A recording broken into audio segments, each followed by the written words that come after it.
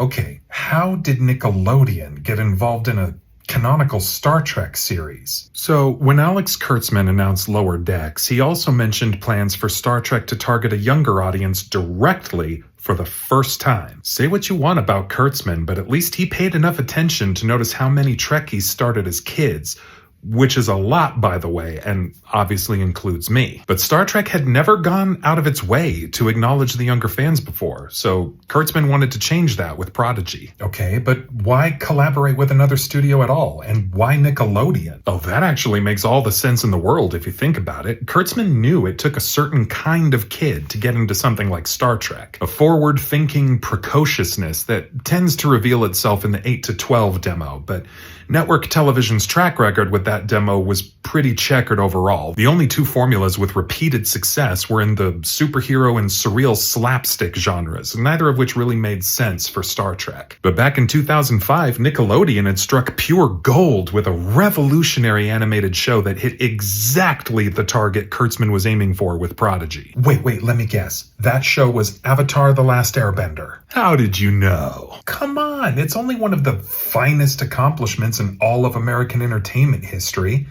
I know some stuff. Give me a break. Well, you're absolutely right. Avatar wrote the book on how to accomplish what Alex Kurtzman wanted for Prodigy. And both Nickelodeon and Kurtzman knew it, so with a sensible collaboration plan in place, all that remained was to hire the right creative team. And since this would be a streaming exclusive show, they searched the streaming platforms to see which teams were making waves in that space. And very quickly, they landed on Kevin and Dan Hageman, better known as the Hageman brothers. Oh, what are they known for? Quite a lot, actually. On the film side, they'd worked on projects like Hotel Transylvania and the Lego Movie, but their biggest accomplishment was a TV series Lego produced for Netflix called Ninjago. Whoa, really? What parent hasn't heard of Ninjago? That's huge. Oh, not only was it huge, it was also very compatible with Prodigy's aspirations. Ninjago's story format was serial, something that was always kind of clunky and awkward for kids in the broadcast era, Avatar being a rare exception. But Ninjago proved it could be phenomenally successful in the streaming era. That's what ultimately earned the Hageman brothers a place in the Star Trek universe. Nice. Now, you said that Prodigy was aimed at kids whose parents love Star Trek, so I assume that it had to tie into the established lore somehow, right? You couldn't be more right, sir, but explaining how will require spoiling the exposition. Be my guest. Prodigy's exposition actually doubles as Voyager's epilogue. In the latter's finale, USS Voyager finally returns to Earth in the year 2378. Prodigy begins in 2383, 5 years after Voyager's return, and 2 years before the Romulan system is destroyed. By this point, Catherine Janeway has been promoted to Vice Admiral, and her former First Officer Chakotay now has his own command. His ship is a prototype for a new design class that is very unusual for Starfleet, a deep space scout called the USS Protostar. Hold on, scout ships are tiny. How can it explore deep space? Because it's stupid fast. It's got an experimental new propulsion system called Protodrive that can go all the way out to Ocampa, Voyager's starting point in the Delta Quadrant, and back in a matter of hours, as opposed to 70 years. Oh, right. So we have another Deus Ex Machina propulsion system that shrinks the whole galaxy.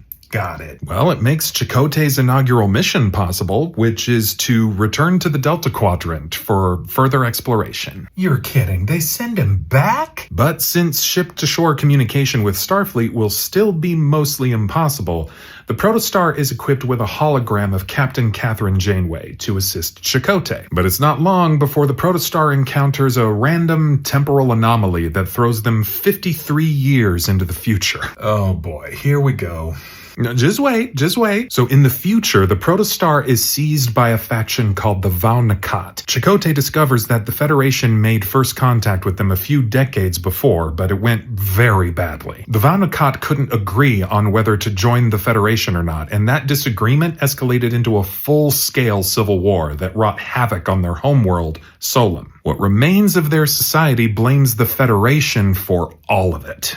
Crap.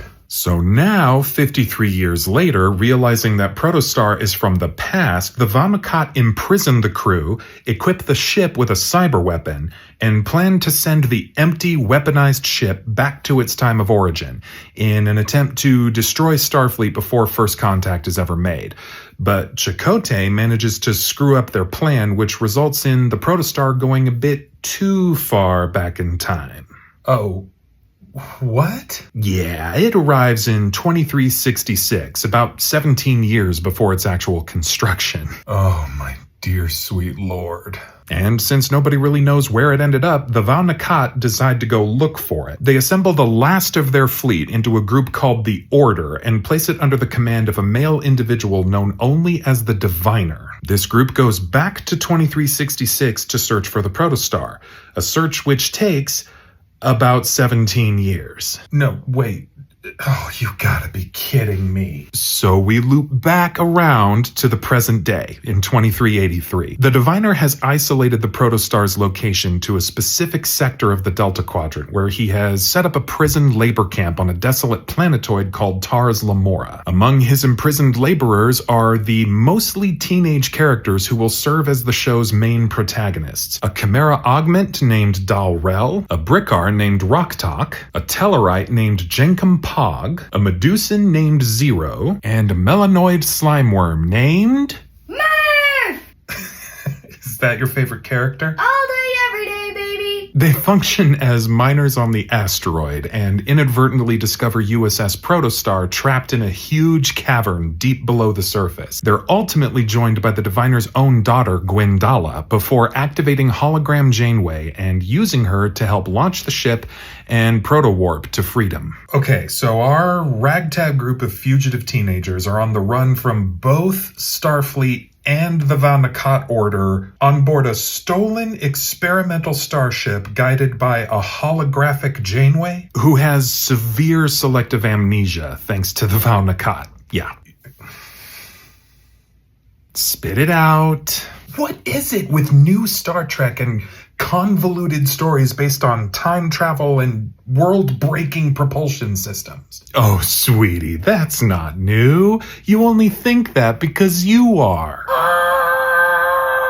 Right. So you said in the last one that you and your kid both adore this show. Why? Well, for the kids, those characters are high-key hilarious, and the whole story is this fast-paced, immensely colorful adventure with important stakes and weighty choices. It's very much in that sweet spot somewhere between Avatar and Ninjago, which is just brilliant. And for the adults, the references, tie-ins, and cameos are all deep and meaningful, which just makes it extra enjoyable. Care to give an example?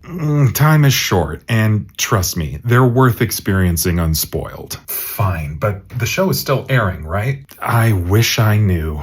Huh? It performed extremely well, very popular, but even since CBS and Nickelodeon merged under the Paramount Plus umbrella, the platform's finances have been struggling, so they decided to axe Prodigy both to cut costs and for a tax break. Stupid grown-ups. Please tell me you're joking. I wish, but the good news is that they put the IP up for sale, just Prodigy, not the Star Trek franchise.